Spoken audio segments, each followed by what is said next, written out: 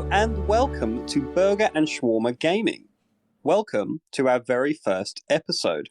This is a podcast that's all about, as you might have guessed, gaming. Now, I am joined by two very special individuals. To my left, I have the burger, which is Elise. To my right, I have the shawarma, which is Rakan. And I am not represented in the title because I'm not that important, but I am T. Okay? Now, this entire conversation is going to be dictated by T because that's how the world should be. Now, what I was going to say is that this episode begins with a controversial statement. Now, our controversial statement is this. Should children, rather your children, my podcast people, be allowed to play Call of Duty? We've got some controversial statements in this podcast, and we would like to begin with you, Elise. Should your kids be allowed to play Call of Duty? Well, first of all, I wanted to take a quick second to say, so you've introduced that we have Rakan and Elise and Jack, right? I think what's important to specify is that we have a pro gamer, aka Rakan, we have a gamer, which is you, Jack, and we have a noob, which is me. I see Rakan like, ooh. But I think it's interesting that you said the children of the podcast, but since this is our first episode recording, as of right now, the children of the podcast is 0 children, because none of us have any children. Would it really matter, though? No, it doesn't. Maybe I was speaking more metaphorically to the disciples of this podcast, Elise. Oh, my bad. I'm sorry, I didn't realize. The disciples, okay. You wouldn't understand because you're not a child of God, Elise. Oh, yeah, that's right. Well, anyway, I think to address your statement, I think first of all, and this is a very way to go, middle of the road response, but I think it depends on the kid. I think one kind of pro for kids playing it, and by kids I mean maybe an 11-year-old. I'm going to level between super young and a teenager, 11, 12-year-old. I think one pro is that there's a very clear bad guy, so to speak, in the campaign. And then, spoiler alert, if you haven't played it, they're betrayed at a point, but it becomes a new, very clear bad guy. So I think those are pros potentially. It's not too hidden sort of messages, I guess, of why you're killing who you're killing. I think, go on, mate. Yeah, I mean, I don't know. I think the creators of the game made it quite clear when they gave it I'm not sure if they made it themselves or it's a separate entity that rates these sort of games. Where, Call of Duty has a PG rating 18, PG 18, so that means only 18 and plus, so only adults may play the game. But obviously, we know that children play the game. Well, quite a bit of them like playing the game. And I don't think the campaign is the main bit when it comes to Call of Duty. I mean, yes, the campaign is quite good. Even though they took out the whole campaign mode, which Call of Duty did they do that? I can't remember. Black Ops 4. Black Ops 4, yeah, Black Ops 4. But I think it's made quite clear that it's marketed towards adults only. But I mean, me personally, I think I'll be fine letting my kids play. I mean, if they're, 13, 14, 15-year-old, it's okay. I don't see no harm in doing that. I mean, I guess it's okay. They'll be exposed to worse things in life, whether it's movies or shows on TV, whatever it is. I think it's okay. It's only a game, but that's me. I mean, that's only me. I don't know about... I think what you have to do is you have to compare them to other types of games. So the reason that this controversial statement even exists is because I would probably be more comfortable with my kid playing something like Grand Theft Auto than a Call of Duty game. Mainly for the reason... Yeah, no, seriously. No, because I'm thinking specifically of the Modern Warfare campaigns. They are incredibly gritty in the kind of the themes that they're looking at, whereas hitting a prostitute over the head repeatedly with a hammer outside Vice City Club it's just not that deep, right? Right. So is it not? Like, I just don't think it's comparable, man. Like, I'm thinking of war crimes and particularly things like when I'm thinking of the mission. You haven't played this one of this, but in the original, where you're crawling through all those dead bodies, man. Right. Like, or you're seeing the Russians essentially committing genocide. We know as adults that that's cringe, okay? But as a child, I just don't know if I would want my. And the thing is, as well, is you have to take into account that our parents, when we were playing these games, didn't necessarily know that this is the kind of stuff we'd be seeing. Like, boys became men in MW2 lobbies. I get that. But what's important to take into account is that I think the themes of these games they're mature for a reason. So I have a question for the two of you then, because this is the first Modern Warfare campaign I've played, and the first like proper Call of Duty. Well, that's not true. I've played like zombies and stuff before, but the first kind of multiplayer Call of Duty that I played was the last Modern Warfare that came out in 2019. And I'm an adult. I'm a full-fledged adult. So it wasn't very meaningful to me to think about. But I guess for the two of you, how old were you when you first played a Call of Duty game? I can't remember. Maybe I was about 16, 15. When did COD 4 come out? COD 4 came out in... It's mid-2000s, isn't it? Elise, Call of Duty isn't the only FPS game. Before Call of Duty, I played Medal of Honor. How old were you when you played? Okay, I guess... I was under 10. Something comparable. So I've never heard of that game before. Do you think that's kind of comparable to Call of Duty? Yeah. In terms of, like, I don't know. Yeah, like... And anyone who listens to this podcast that's around our age, Rakan, will know the game Medal of Honor, especially what's it called? Pacific Assault. Rising Sun as well. Do you ever play that, mate? Rising Sun. I don't think I have, no. Oh, mate, honestly, that was, as you'd expect, Rising Sun is the Japanese front. Oh, right. It was a banger of a game, mate. Like, right, there's nothing quite like having kamikaze rush at you. Like, I remember I was like 8. I remember playing it before my birthday party once. And everyone's running around, getting ready to make my birthday party. And I was going in on the aircraft carrier with people running at me with bayonet. I loved it. That's like a core memory for me. Oh, it's a shame what happened to Medal of Honor as a series, though.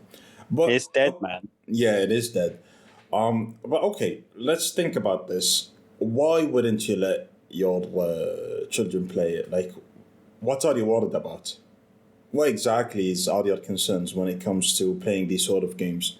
You know, I think what I have to take into account is that when I played Grand Theft Auto when I was younger, did I understand the themes? Hell no. I liked the pretty colours, and I liked the cars, and I liked just the senseless violence. That's probably what I liked, right? If I'm a child and I'm playing Modern Warfare, do I honestly think that I'm going to be able to understand CIA meddling and things like that? I don't think so. So maybe I'm just misguided on this. I think I might be misguided.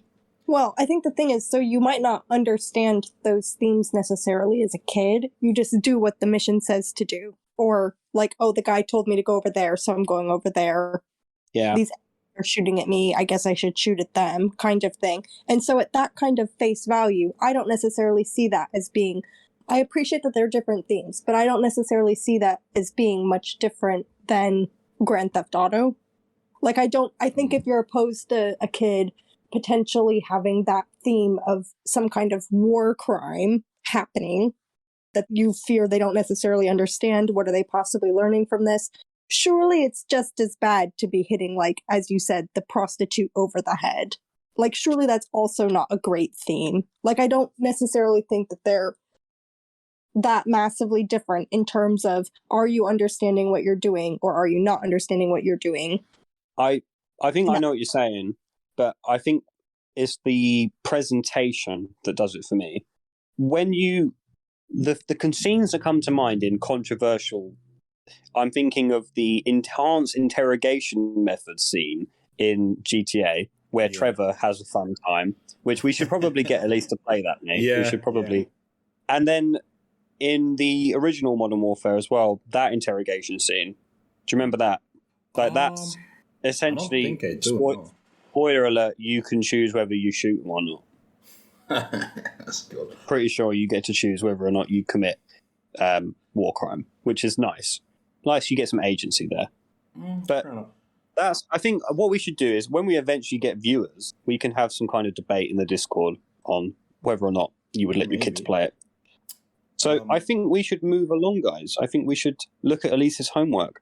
Okay. Yeah. Tell us, Elise. So, played, So it was your So introduce your homework assignment, Elise. What was your assignment? So, first of all, I want to reverse for half a second because I originally said when I'm thinking like kids playing this game, I'm thinking 11, 12. Rakan said maybe more like 13, 14, 15. I think I want to change my mind and agree with Rakan about that age range. Why are you simping? I don't know. And I also would like you, Jack, to say what age you would be okay with your kid, hypothetical child, playing that game. Playing this newest Modern Warfare. I mean, I think I probably would say, I don't know, I can't really pick an age. I think depending on my kid, if I think that they're a little sociopath, I might elect to not let them play it, right? Right? I might be like, no, bro, you're going to play with some Legos until you learn how to stop killing animals, right? Like, when you stop hurting the squirrel, you can have an Xbox, right? That might be my my reason. But okay. No, I don't know. They do. I think the whole thing with these age ratings is that they know that kids are going to be playing their games, right? And that's why for things like No Russian, which Elise will probably get onto because she doesn't know about the OG O Russian, mate. Yeah. Like you have an option to skip that mission because it's distressing content. Okay.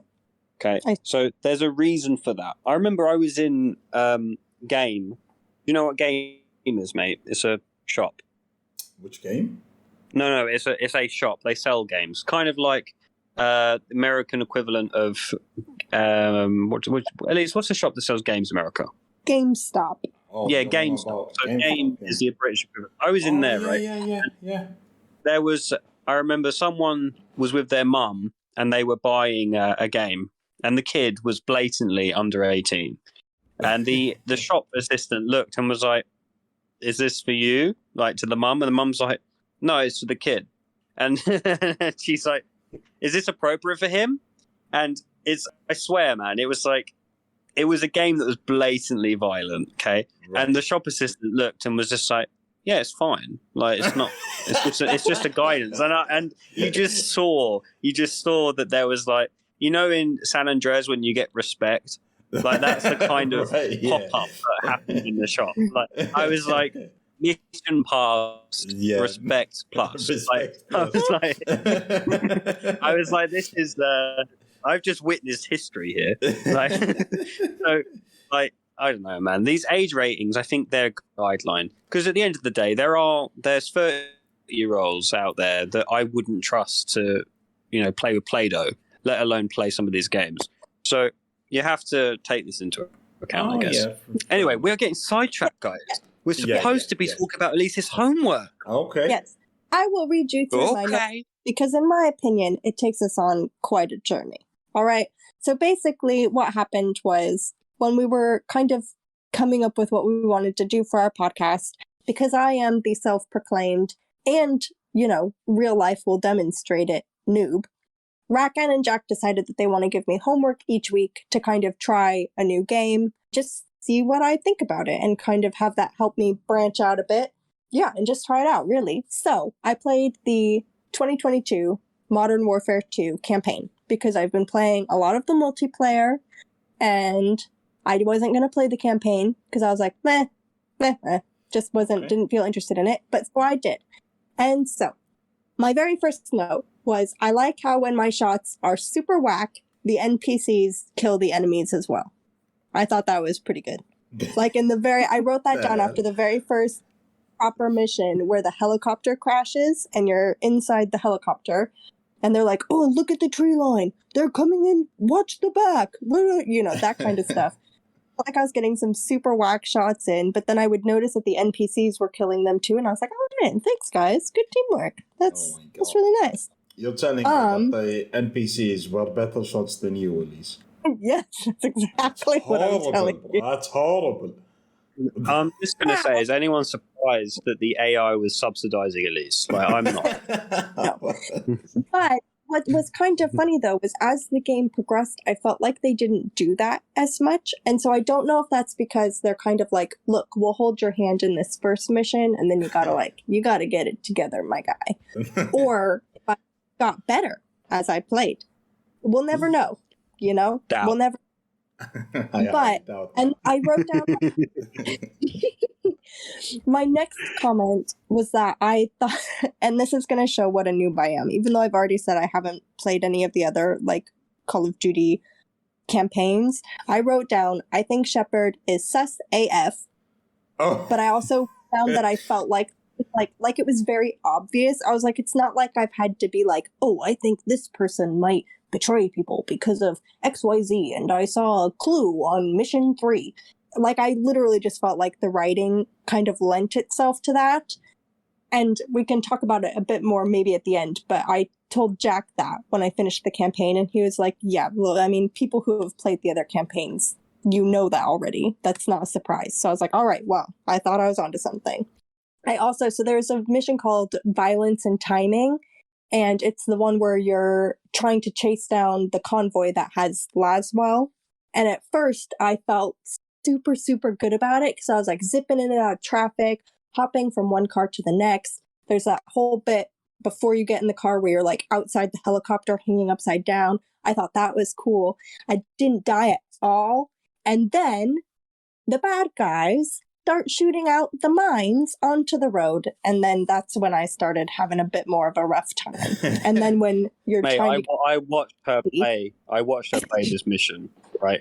And I'm going to tell you now, I have seen toddlers with better high-hand coordination. Like, I swear, mate. I swear, right? There'd be a mine, or you know in the APC, it tells you it's about to shoot in the line. Yeah. She'd drive into the line, right? And I'm just like, why would you do that? Like, why? Like, you clearly telegraphed where it was going to shoot. Or, right, there'd be mines, and she's like, do you know what? I'll just firm it. The mine means nothing to me, right? Right? I swear, man. Like, no, I know. I'm not surprised. You gotta drive over the mine to know that it's gonna hit F on you. Mate, she lives on recruit difficulty. She plays on recruit difficulty. Oh my gosh. Yeah, so anyway, so I felt like I was really cruising, and I said to Jack, I was like, oh man, and he was like, I said to him, did you die at all during that mission? And he was like, no. And I don't know if I believe that, but anyways, whatever. And then I wrote down in parentheses, hardest mission for me, ? Because I did find it quite challenging. And then my immediate next note is, no, alone is hardest. And alone is hard. It's like, no, the tank was pretty hard. But I do think alone was the hardest. Which mission is alone? Is it the one where you're in the cartel mansion? No, it's the one where after you've been betrayed, you find out that you've been betrayed, and you're hurt, and you have no weapons on you, and you have to go around the city where all the shadows are. It's a really good mission, to be fair. It is. I struggled in it too. Me too. I made quite a few bombs and would put them off on people. Mm. Yeah. Yeah, Jack said to me, he was like, you can try to sneak past them, like watch where they're going to walk and stuff, and then you don't have to try to kill all of them at once. And I was like, well. She killed everything, mate.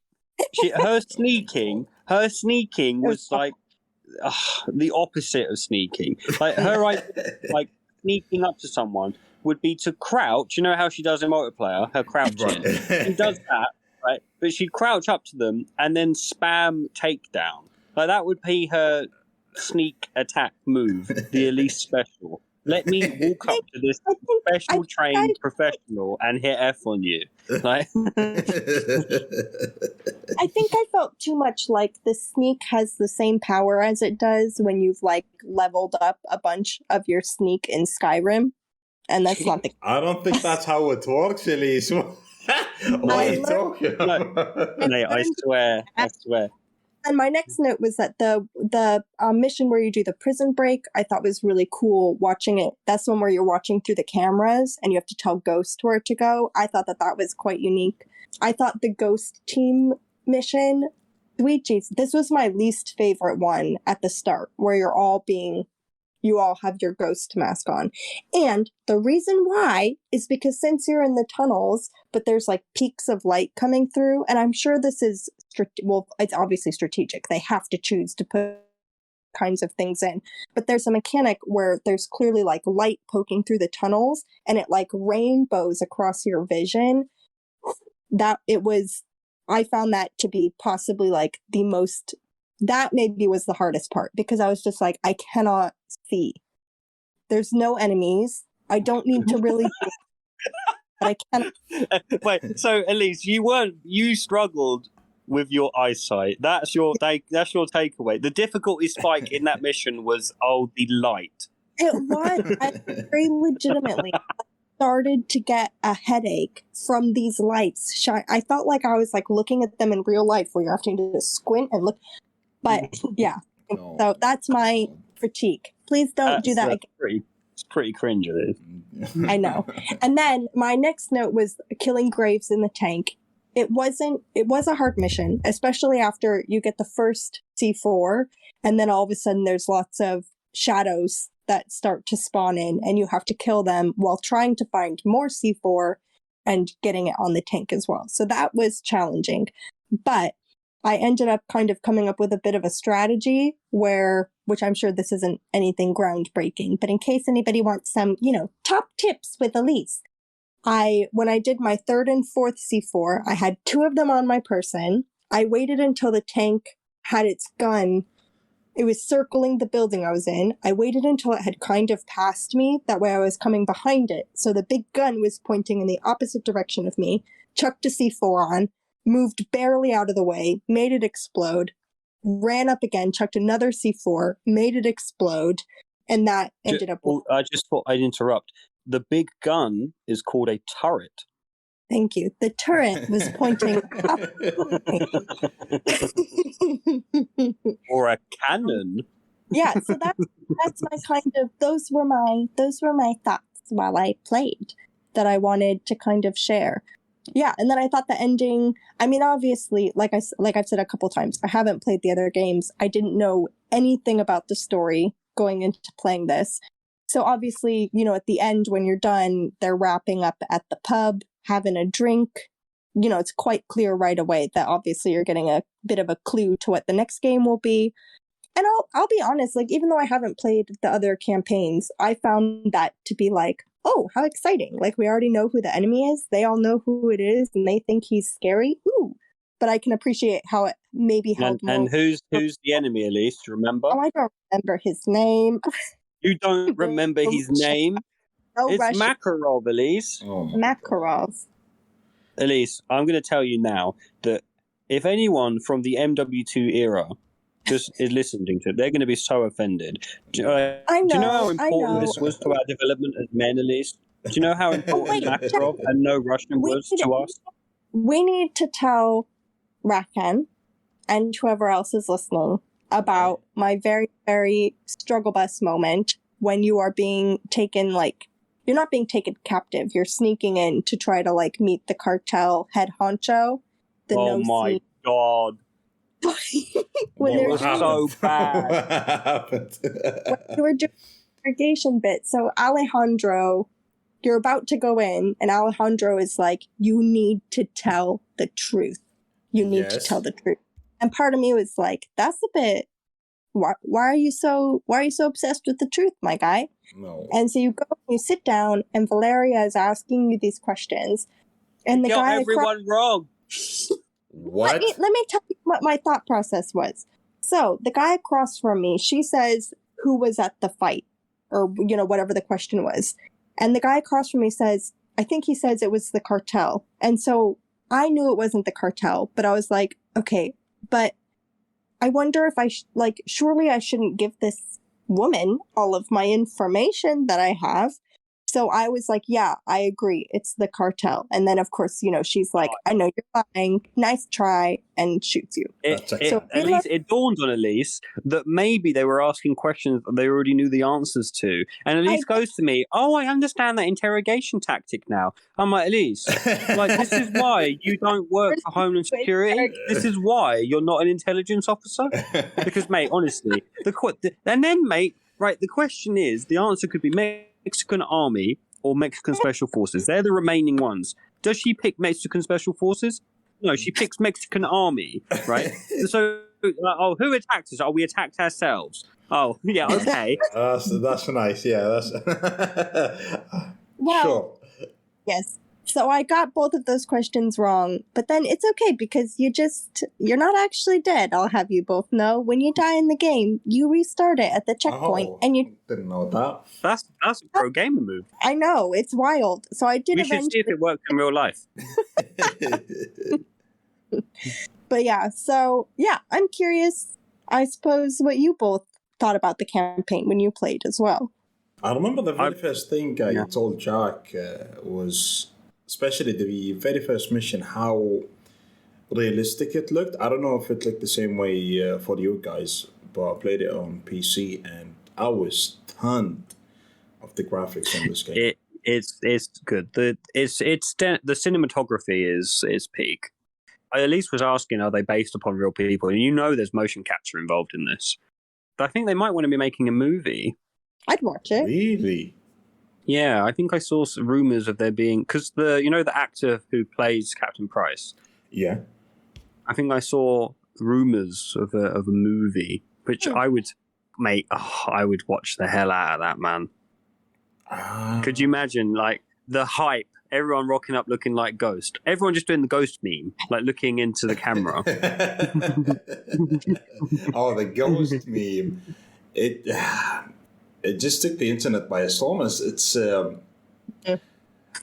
of a sudden on Instagram, everyone is posting it. It's like, what's going on, guys? It's out of nowhere.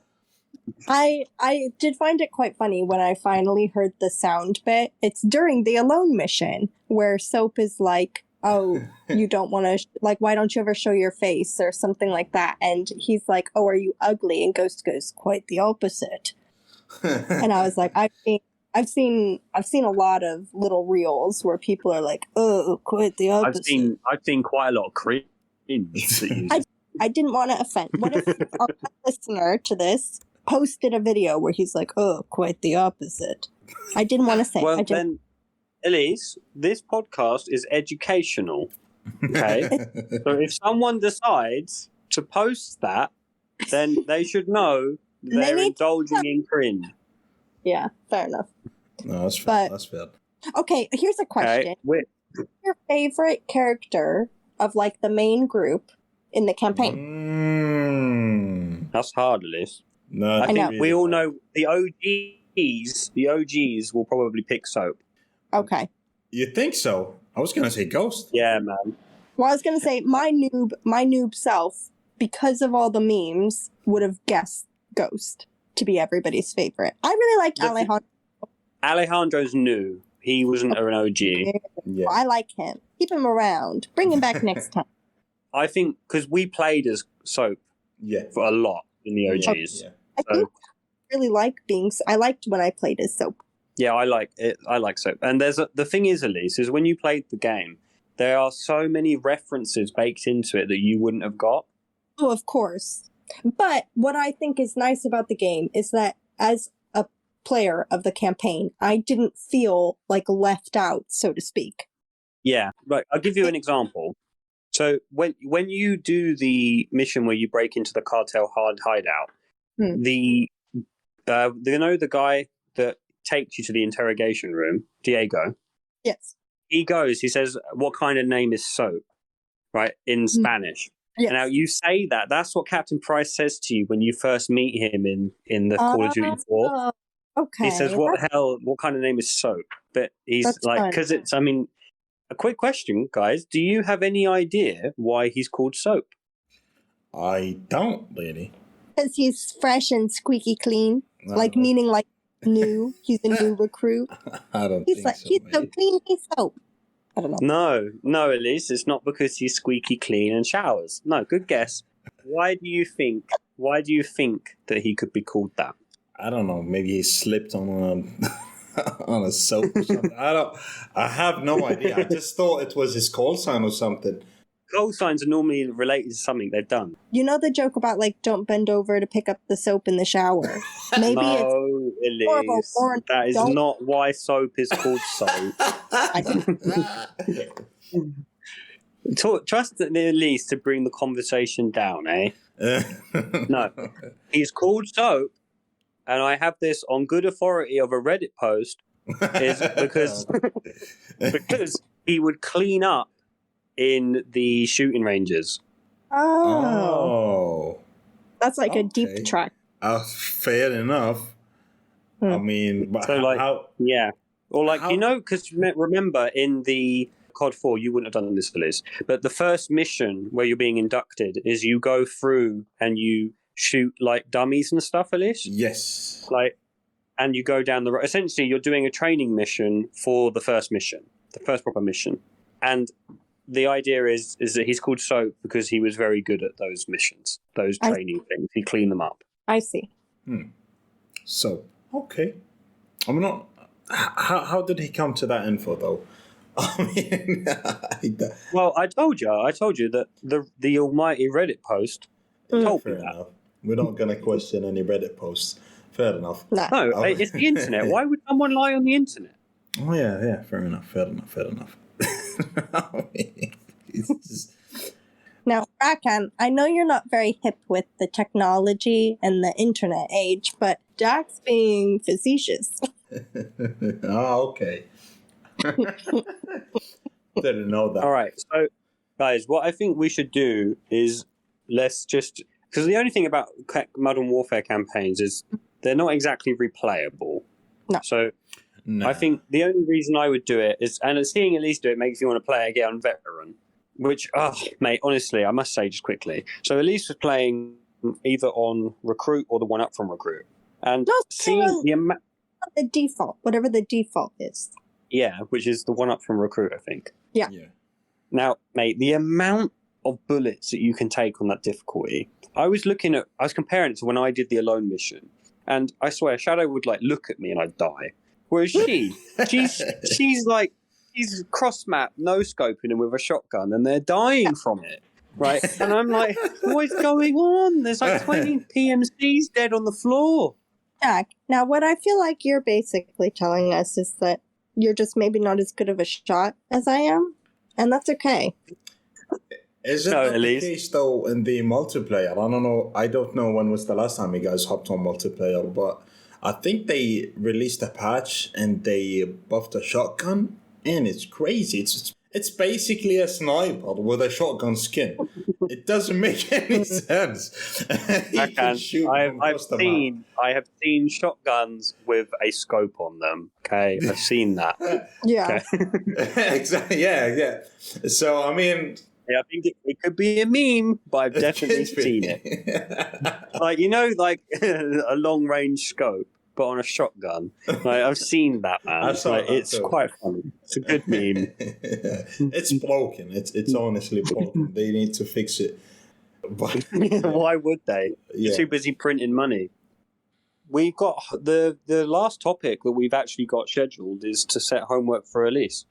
Was it? Did we even discuss the whole Warzone We didn't. and DMC The thingy? different. Yeah, If you want to talk about them, I mean, and maybe how we feel about the game overall. fair enough. We could, I guess. I don't know, like the state of the multiplayer, whether it's Warzone or normal multiplayer or DMZ. Well, DMZ is still in beta, so okay, I'll give it a pass. But the multiplayer is just broken, man.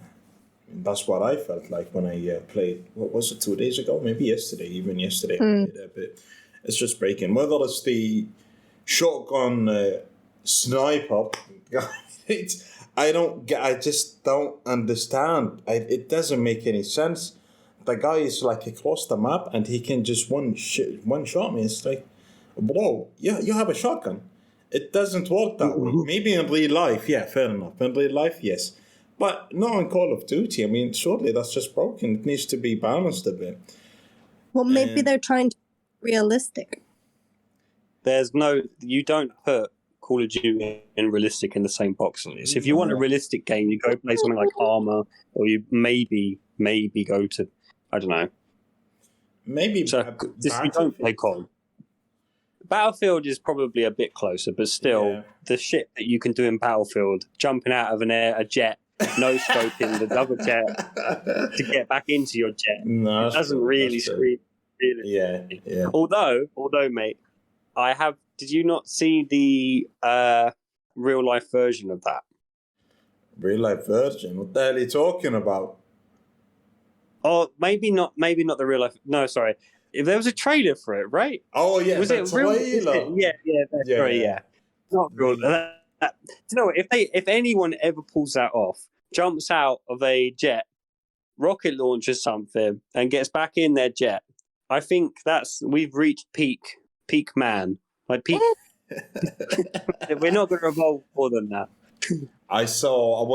When they first released the trailer, I watched a reaction compilation of the trailer, and in the comments you could see people saying, "Oh, you can see who are true fans of Battlefield or not," because some of them were like, "Oh, there's no way you could do that, man. There's no way you could do that." I mean, clearly, we know the reference. They're just referencing that.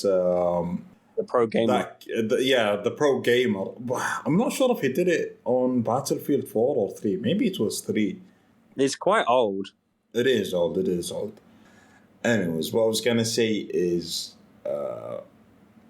there's no way I'm going back to Battlefield, especially after Battlefield 2040. There's no way, man. No way. It's not going to happen. I used to love Battlefield, man. But anyways, we're getting sidetracked here. The problem is, I think with the state of Call of Duty at the moment, in terms of multiplayer and what's it called, the Black Zone or Dark Zone? Sorry, Dark Zone.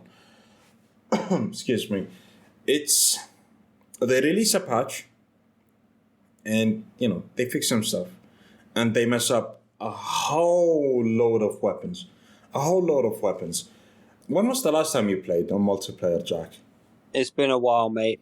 It has been a while. But to be fair, my main gripe with multiplayer is that the better you get, the more sweaty it becomes. So, it's not a game. Like, for example, when I look at Elise play multiplayer, it looks like people are playing with their toes, okay? Right. Whereas when I'm playing, it looks like I'm playing against FaZe and Optic, right? So I can't pick it up and play. I have to, if I pick it up, I get clapped for a couple rounds and then I get a lobby where I can contribute. Or, and this is way more common, I feel like I'm carrying the team because everyone else on my lobby is playing with their toes. And that's including when I'm playing with you little monk. I would just like to clarify, he's talking to Rakan, not me. Couldn't be me. Really couldn't. Hey, you'll be like, "Oh, I'm not playing very well today." Ooh. Well, that's because she's crouching all over the map. I look at her and I was like, "Elise, what are you doing?" We just respond, "Why are you crouching here?" There is no enemies over there. They can't see me. We just spawned this one.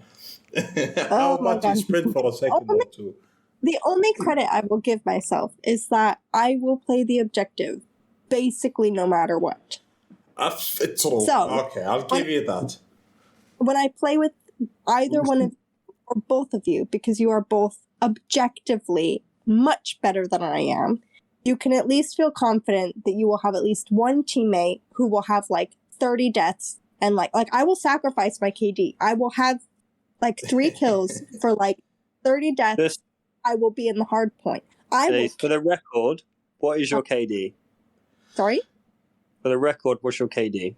My KD, I actually looked the other day. It's not horrible. And considering, listen, Linda, listen. Considering that a good chunk of the games that I have played have been with the two of you, so I'm in lobbies that are way beyond my actual skill level. My KD is 0.7. Oh my god! Are you serious? Yeah. Are you serious, Elise? That's actually quite impressive. Thank you. What's actually, yes, that is way better than the last time we. At least your KD played. was like 0.2. Yeah. I know. Well, so the thing is, what I think you both need to keep in mind is that I have played, I don't know how many multiplayer games the two of you have played, but I'm guessing it's not very many. And I have played a good chunk of those with you. So whatever your numbers are, I've played about that number with you. Like if you've played maybe 70 or something like that.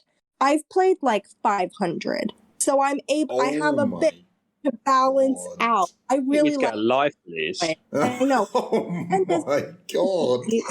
Oh, Rakan doesn't seem to be as big of a fan of the multiplayer like that, like the true multiplayer, not DMZ, stuff like that, just the multiplayer. I freaking love the multiplayer. Like when Shoot House came out. Oh, she was so annoying with that. Let's play Shoe House. Yeah. Let's play Shoe House. Yeah, and you guys didn't want to play with me, so I played by myself. And I played like 500 games. Yeah, no, but at least why is that? We couldn't even get in a lobby, man. 20 minutes. It was broken. The game was broken when we first played it. It was, No, when we first tried playing with like, I don't know if it was the fact that there were 3 of us trying to play together. I don't know if it was a Wi-Fi issue, but when I play by myself, it's fine. I get in really easy. I guess it's the crossplay thingy. It's messing it up. I mean, maybe it's less broken than the previous Call of Duty. I'll give it that. Oh, no, we're not talking about Vanguard. Hey, that's not hard. That's not hard. Yeah, exactly. That is not hard. But we're not talking about Vanguard. We're talking about, what's it called again?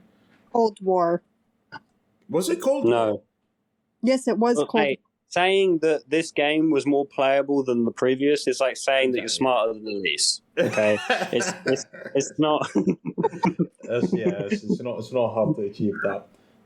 It's basically a participation award at this point. And it's not. No, look, Elise, you said I'm not as big of a fan of the multiplayer. It's not that I don't like the multiplayer. It's just that. I didn't have the time to play it quite a bit. Me too. Yeah. I mean, we had the pandemic and the quarantine, so we had all the time in the world to play Call of Duty, which is fun. Yeah, obviously we'd play all day long. But now, no, I don't think so. Because some of us, Elise, have got jobs. I have just as much of a job as you have a job, Jack. Why you bullying me? It's only a game. Neither has a job in the capacity that Rakan has a job. Why are you bullying me? Why are you bullying me? Why are you singling Jack out here, Elise? Yeah, man. Like, you see, this is what I deal with on a daily. I do think I was so excited for this Modern Warfare to come out. And I really got into the multiplayer. Because for me, it just has brought back so much nostalgia of playing the last Modern Warfare that came out like just before all of those lockdowns hit. We played it so much. It was so much fun. That was the first time I ever played like a proper Call of Duty multiplayer, and I sucked really bad. And I didn't have the confidence to like join a lobby by myself, but it was so much fun. We spent so much time playing that game. So for me, I think having this one come out. Of course it's fun. You're playing against infants, Elise. I saw the Exactly. BBC join. I saw it. It's ridiculous, man. It's I love absolutely it. ridiculous. Guess the mental age of the people you play against in your lobby. What would you guess? Lord, they're just not as skilled as you two. You make it sound like we're professional gamers, Elise. Excuse me. No. I play against noobs. All right? I'm in the noob lot. Fair Elise, enough. I've seen your teammates like walking into walls and stuff. What the hell? I feel like I've had a new sort of perception brought upon me as I've played by myself and see how other people, like how the bad player plays in my lobbies. And I feel like I have a new appreciation for how many games you both have played with me when I was always the bad person in the lobby.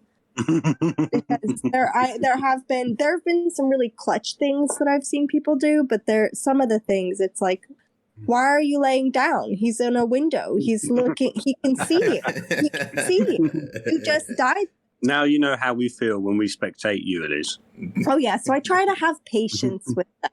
I do try to have patience because it doesn't feel good to be like to have the scorecard come up and be like, oh my god, my KD is horrible, and to be like, feel like you brought shame to everybody, unless you win, and it's not bad. If you lose, that's even worse.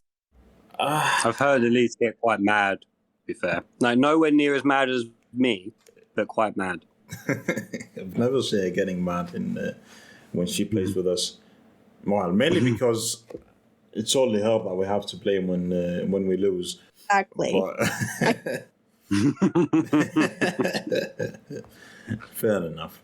All in all, Elise, what do you think of the campaign? I mean, we know we haven't played the previous campaigns, but if you want to give it a score out of 10, what would you give it? So the campaign by itself, I think I would give it maybe... I'm thinking in my mind of like other games that I think are better, so it's just challenging. I think when it comes to something like the story, I think maybe like a 7 or 8. Like, I did think it was a pretty good story. It kept moving along. It's fast paced. You're not like slogging down lots of details. They tell you what you need to know and you move along, which is nice. It's really, really pretty. Like, pretty, okay, that's a bad way to put it. What I mean by that is kind of like what Jack was saying, of just that, like, clearly they've used motion capture. Like, it's very, maybe the word I would rather use is that it's very realistic. Like, the people, the details on the people, the details in the maps that you go into. It's just like when you're in a big open field, for example, and you've got all the grass and the rocks, like, it's just quite stunning to look at and so crisp and crystal clear. So I think for the campaign itself, I think I'll say a 6.5. How's about? Because obviously I don't think it's going to have the same depth to it story-wise as like a proper like RPG kind of thing. So I think that kind of brings it down. I'm not going to go back and play it again. I'm not going to try it on a harder difficulty, at least not anytime soon. And it's just kind of, you do what you have to do and you're done. You don't have alternate paths that you might be curious about. Stuff like that, and those are the kinds of things that I like in games. So that's why I'm considering those. I think I would give the multiplayer probably like an 8, just because I really like the quick, snappy. You go in, you try to capture ABC, do hard point, all those different modes, and then you're done. I think they're fun. What about you guys? I don't know, man. Look, when it comes to the campaign, I really enjoyed it, but I felt like it was a bit on the short side. And maybe that's my only, I'd say, negative point when it comes to this campaign. Other than that, it was fine. I haven't faced any of the bugs that I faced in the previous Call of Duties. I don't know, maybe it's a PC thing, but whenever they release a Call of Duty and I play it on my PC, I keep facing these bugs and it doesn't make any sense to me. It makes me so upset. Do you remember last time when we were playing in the during the pandemic, how every time I logged in, I kept complaining about the visual bug? Do you remember that? Yeah. I remember you could see through the entire map. Yes. Yeah. It was horrible. I don't know if it's my PC doing it. I'm not sure. I mean, I think logically, considering that your PC barely runs Minecraft, I think that I would presume it's your PC. You think so? Okay, fair enough. I mean, if you think my PC could barely run Minecraft, maybe that's the case. That does seem like a problem you should fix, Rakan. Yeah, I'll try. Maybe. I think that microwave has got a better processor, mate. Maybe I'll plug it in next time. I think we should specify for like a hot second to anybody listening, just that Rakan's got like a full proper PC setup. No, apparently it can't run Minecraft. I might need to I that or something. Can you run Minecraft on Ultra? I I haven't think tried. you can, bro. Now, the real question, which I'm sure you both will love, because my laptop cannot. Can your PC run 7 Days to Die? No, I hate that game so much. Elise, the game is just You need to messed stop. up. Just stop. That like stomps around and swings his arms. I hate it so much. It's so I like it. I like watching people playing 7 Days to Die. People like Neeps Gaming. I don't know if you've heard of them. And that's it. I'm not gonna play the game. The game looks horrible. Absolutely horrible. It plays like trash. It runs like trash. It wouldn't even let me connect to an online game when I tried to play with you guys. I'm not gonna waste my time with this game. No way. No, I agree, man. I agree. I've wasted plenty of my time with that game. Not equivalent to like the 500 multiplayer games I've played on Modern Warfare, but I've played. The thing is, I think the Xbox, they might have stopped updating the Xbox version, so I can't actually, either this or I'm just really, really very dense when it comes to figuring out how to play like an actual quest. But I can't get quests from the Trader Man. This is the kind of questions that we deal with on a daily from Elise. Oh, I don't know the question. Like, she thinks that we're some kind of encyclopedia for these things. When actually, there's this thing called Google that she just doesn't use. She just asks us these questions. I wanted to know how to get more in depth in the game. I have, believe it or not, for this, I have tried Googling the updates that they've done for the PC version. They have not done for the Xbox. Maybe I'm very wrong, though, which is also possible. Well, considering that this week isn't about your obsession with 7 Days to Die, we should circle back. And I think what we should probably do is probably give Elise some homework, mate. I was going to say Red Dead Redemption, but that's going to take up ages. We give her RDR2 as a 2-week assignment. Yeah, I can. And then next week she can give us an update on where she is in the story and how her thoughts so far. Yeah, I think, and then the only thing I would say is just when you both are talking about like your perceptions of the game, try to mitigate spoilers. I know how the game ends. Like, I do know that you can't change the fate of the main character. Okay. I don't know spoilers for all of the in-between. Okay. To be fair, Elise, the main character dying is not a huge spoiler. No. But she hasn't played the previous Red Dead. Nah. Yeah, so she wouldn't know. I was going to suggest Cyberpunk, to be honest, but... Even I haven't even played that properly, though, because I'm just corrupted by it. Can I come out with a confession, boys? Yeah. Yeah. I played Cyberpunk, like the whole game, and finished it. Okay. And I'm sorry to say, but I actually enjoyed it a bit. I quite enjoyed it, actually. There's nothing wrong with that, man. No. It only took me, 2 years of waiting? 2 more years of waiting, just for them to fix it. Considering all the sort of negative feelings around the game, I think it's nice that you were able to play it and enjoy it. Because at the end of the day, that's what really matters. No, that doesn't matter, Elise. It was sitting there in my Steam library, just looking at me menacingly.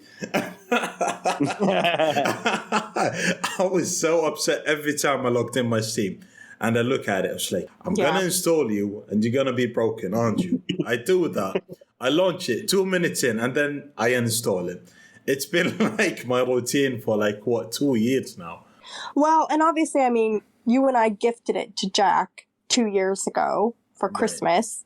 And yeah, I mean, it was obviously very disheartening that it was literally unplayable. And yeah, Jack, you picked it up maybe 2 months ago and you were going to give it a go and you kind of started it and then you were like, I don't have time, man. I just don't have time to get into it. Cyberpunk or Red Dead 2? I wrote Red Dead. I think that'll make more of I think that'll make more of an impact on you. I think I'd be really interested to see how you even customize Arthur. I bet you're going to make him look like a pimp. or hold on. What about Titanfall 2? Do you know what? I've not played Titanfall. Really? I'm Yeah, sorry. man. Who's the noob here? Whoa, hold You're right. on. We're confusing our roles. Okay, I vote this for the next 2 weeks. She needs to hit F on Red Dead Redemption. Finish the story at least. I think she needs to understand Lenny as a being, and I think she also needs to understand why we need money. Money. Okay. No, fine. Okay, Look. and I think on that note, we should wrap up, boys. Yeah. Okay, fair enough. Well, I guess, do we have a topic we want to discuss next week, or will we decide that, off mic? I think we need to do it off mic. Well, that's a wrap. Yeah. Should we say, okay, so obviously, I mean, it feels almost a little silly because this is our very first recording. As of right now, Rakan's probably the only person that's going to listen to it, and that's because he's editing it. Well, I would listen to it. We say, what our email is and stuff. Not yet. Not yet. He might come back and listen and be like, what is it? No, not yet. Don't worry about it. I'll sort it out. But yeah, maybe for the first one, we'll, as soon as we got everything set up and running. Aloof and mysterious. You want to contact us? We don't know how. Gotta wait for it to be released. Don't contact us. Don't. We'll contact you. We'll find it. It's fine. It's a podcast, not a discussion. All right? Okay. So, yeah, that's that, boys. Yee. Yee. Bye. Bye. Okay, let me and